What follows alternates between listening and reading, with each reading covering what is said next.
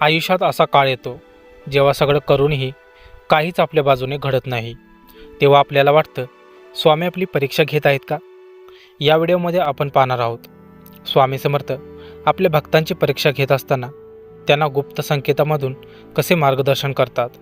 स्वप्नांतून मिळणारे संकेत, अचानक मनात येणारे विचार, एखाद्या अनोळखी व्यक्तीच्या बोलण्यातून मिळालेले उत्तर आणि कठीण काळात शांत राहण्याचा खरा अर्थ.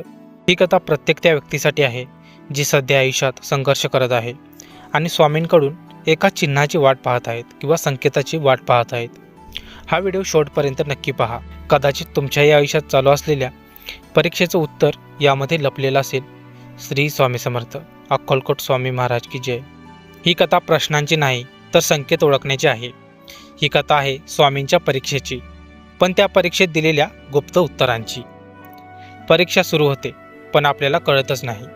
आयुष्यात असा एक काळ येतो जेव्हा सगळं असूनही काहीच आपल्या बाजूने नसतं. नोकरी अडकते, घरात तणाव वाढतो, आरोग्य साथ देत नाही आणि मनात एकच प्रश्न घुमतो, स्वामी मी नेमकं कुठे चुकतोय? अशाच अवस्थेत होता सुभाष. साधा माणूस, कोणताही मोठा अपराध नाही, कोणताही मोठा अहंकार नाही, पण तरीही आयुष्य जणू त्याची परीक्षा घेत होतं. 3 महिने झाले होते. पगार वेळेवर येत नव्हता, कर्ज वाढत होतं आणि घरात रोज वाद. तो रोज स्वामींच्या फोटोसमोर बसायचा, पण प्रार्थना आता तक्रारीत बदललेली होती. स्वामी उत्तर देत नाहीत का? एक दिवस तो मनात म्हणाला, मी इतका जप करतो, नवस पाळतो, मग स्वामी मला उत्तर का देत नाहीत? त्याला माहीत नव्हतं, उत्तर मिळणं ही परीक्षा नसते, तर उत्तर ओळखणं ही खरी परीक्षा असते.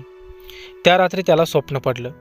स्वामी काहीच बोलले नाहीत, फक्त दूर उभे राहून पाहत होते आणि त्याच्या पायाशी एक दिवा विझत चालला होता. सुभाष घाबरून उठला. स्वप्न हे संदेश असतात, शब्द नसतात. दुसऱ्या दिवशी सकाळी त्याच्या मनात एक विचार अचानक आला, आज जरा लवकर बाहेर पड. कारण नव्हतं, पण तो बाहेर पडला. रस्त्यावर एक वृद्ध माणूस दिसला. तो म्हणाला, बाळा दिवा विझायला वेळ लागत नाही, पण वात नीट असेल तर पुन्हा पेटतो. सुभाष थांबला. हे वाक्य नेमकं त्याच्या स्वप्नांशी जुळत होतं. संकेत कुठून येतात हे महत्त्वाचं नाही. त्या दिवसापासून सुभाष लक्ष देऊ लागला. एखादं वाक्य अचानक कानावर पडतं, एखादी ओळ पुस्तकात दिसते, एखादा माणूस अनपेक्षित सल्ला देतो आणि प्रत्येक वेळेस ते त्याच्या परिस्थितीशी जुळतं. तेव्हा त्याला कळतं, स्वामी बोलत नाहीत, पण ते आपल्याला ऐकायला शिकवतात. खरी परीक्षा बाहेर नसते, आत असते. एक दिवस मोठी संधी आली, पण त्यासाठी त्याला थोडा चुकीचा मार्ग स्वीकारावा लागणार होता.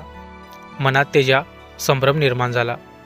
त्या क्षणी त्याला आईचं वाक्य आठवलं, स्वामींच्या मार्गावर चाललायस तर वळण आलं तरी सरळपणा सोडू नकोस.